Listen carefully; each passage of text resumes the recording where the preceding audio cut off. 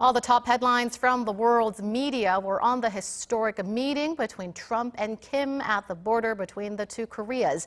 Media outlets from around the world were quick to report on the news of the somewhat abrupt meeting, and many had their own take on the surprise development. Our Jung-hwan reports.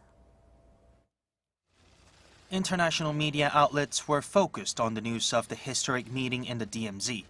Almost every news outlet reported on its front page that Donald Trump became the first sitting U.S. president to cross the border to North Korea after meeting Kim Jong-un in the demilitarized zone. Some global news outlets, including the BBC, first mentioned how critics have dismissed it as pure political theater, mentioning how the previous meeting in Hanoi ended abruptly, with no progress on denuclearization talks. But when the talks became longer than expected, the stories started to focus on how Panmunjom could possibly set the scene for future talks.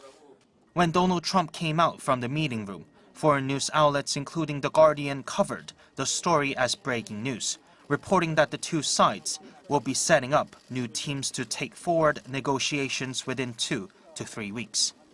News outlets in Korea's neighbors also showed live coverage of the events in Panmunjom.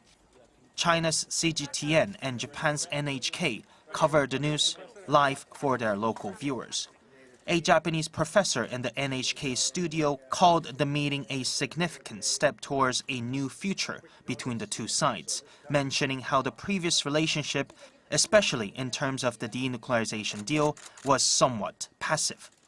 It was an extraordinary moment, and it shows that these two people have personal chemistry. But many global news outlets wonder, can it really lead to something significant? That will be the real test over the next few months. Jung-hwan, Arirang News.